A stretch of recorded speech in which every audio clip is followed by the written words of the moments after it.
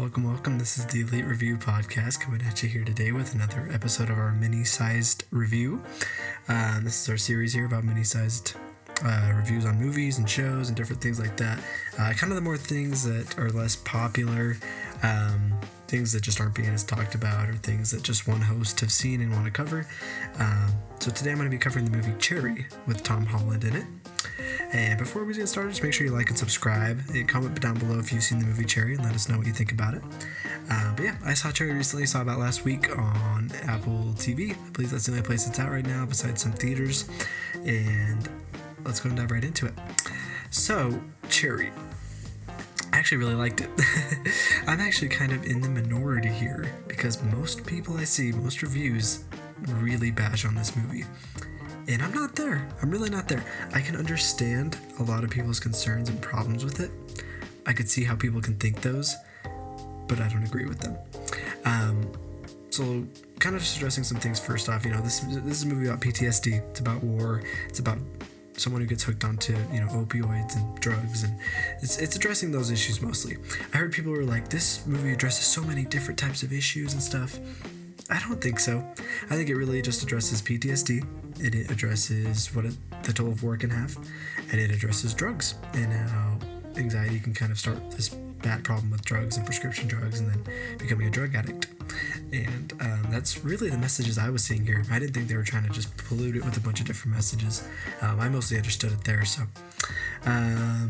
yeah, we have Tom Holland here. He starts off in college, and it runs through like a book because it's written by a guy named Nico Walker in real life.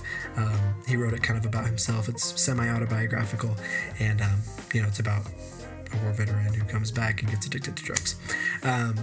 And this is by the Russo Brothers, who I'm a very big fan of. I love the Russo Brothers.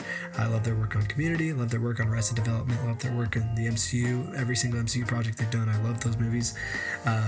So yeah, I was really looking forward to this movie, and I love Tom Holland too. I think he's a fantastic actor, more than we give him credit for, and he did a fantastic job in this movie. I think Tom Holland did his very best acting he's ever done in this movie. It is the best acting I've seen from him, and it's obviously not going to get any Oscar buzz or anything like that, but if he did win some sort of Oscar for it or something, I would not be mad.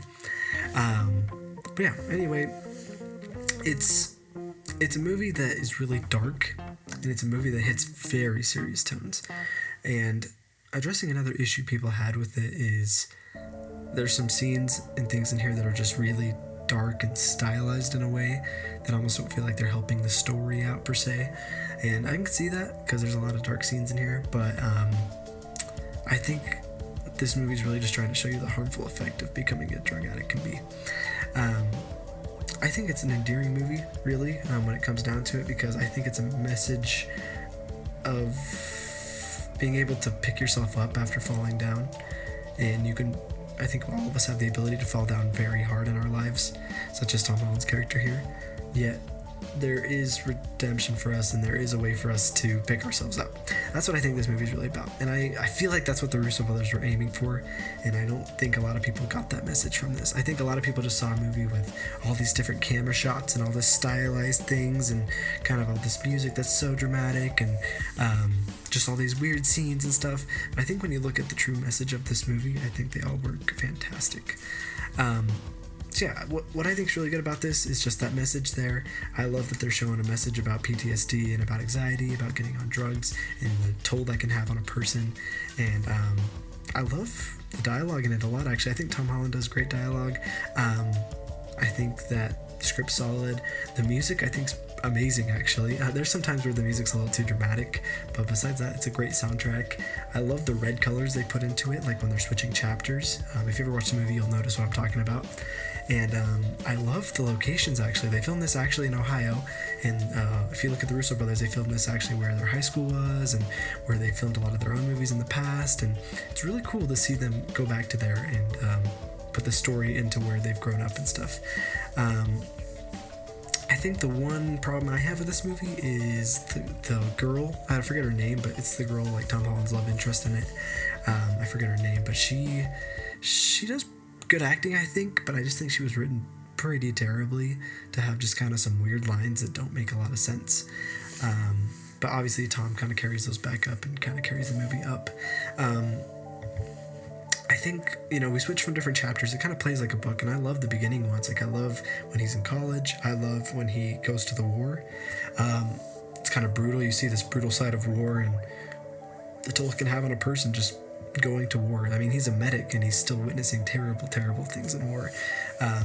If you've ever been scared of war, this movie definitely shows you what you can be scared of during war. Obviously, we gotta, salute our veterans, salute all our soldiers who do all this work for us. But it's definitely a scary thing. And moving on past that chapter, you get to him coming back home, and he's been waiting with his girlfriend. There's some really good emotional scenes in this movie too, like while Tom Holland's during, while his character's in war, Nico, where he calls up his girlfriend, and he's just, you can feel his emotional toll, like he's just crying on the phone, and you could just feel like all this emotion coming out of him. It's terrible. It's really hard to watch, and that's what makes it so good, is that you feel those emotions, and you're like, oh, I'm so sorry that he's having those emotions.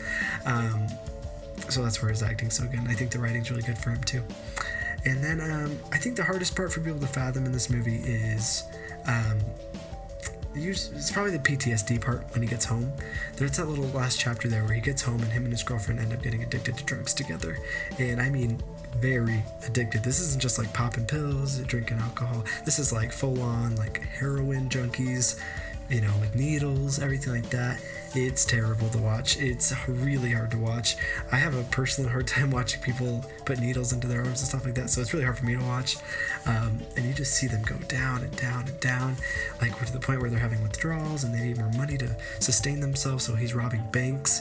I will say the plotline with him robbing banks is a little dumb, because he doesn't disguise himself very well, and he's able to rob all these banks successfully, and he robs a lot of banks, and I don't get how he gets away with it very well. So that's kind of a plot detail that's bad for me, but I think the message is still cool that he's robbing banks because he has no money, he's ruined his life, and he still has to go rob banks just to sustain his drug addiction.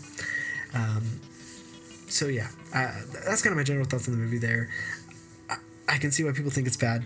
A lot of the big problems is a lot of people say tons of style. The Russo Brothers are trying to prove themselves so hard with all these different camera angles and cinematography, and I do understand that. They do go a little crazy sometimes with switching the camera angles, doing these weird kind of angles and cinematography directions that you can tell they're just trying to show off their masteries as directors, but personally I think it works for most of the movie. It gets a little excessive sometimes, but it mostly works, and I think it makes for a really cool movie, mixed with a really cool soundtrack, and mixed with a cool location, and I think the way they told the story was great. Some people complain about the length, and I agree it's a little too long, but I still think that it tells a great story. I don't want to spoil it, but if you get to the end, you see that even though there's this huge crash to Tom Holland's life and his girlfriend's life, that things can still pick themselves up. And I think everyone misses that message. They miss the message of, this is a story about how hard life can get when you're under these circumstances, and it's about how we can reach the lowest parts of our lives, yet we can pick ourselves up. So I think that's very important, and I think this movie tells it perfectly. So for me, this movie completely worked. I 100% recommend it if you can stomach these sort of things. If you are very sensitive to things with drugs and military things and just kind of anxiety in that way, then obviously you can't really watch this one. But if you can, handle those things and recognize, the message they're trying to tell here, I think you can really like this movie. I wouldn't pay attention to what people are saying on reviews, really. I think you should watch it, give it a shot yourself, see how you feel, because I was worried I was not going to like it based on reviews, and I actually really loved it. So, you gotta see how you feel. Definitely check it out, and come back here and let us know what you thought about it. But yeah, that's the end of the review there. I definitely recommend Cherry. I would give it a solid 8 out of 10. I think it's a very 8 out of 10 movie. It's almost perfect there, but it's missing a few things. And out of stars, I'd probably give it a 4 out of 5 stars. And I would definitely give it probably like an A-, B+, probably like a B+ rating there. So definitely check it out. I think it's worth it. It's worth your time. It's on Apple TV, so if you have it, might as well give it a shot. And definitely let us know what you think about it.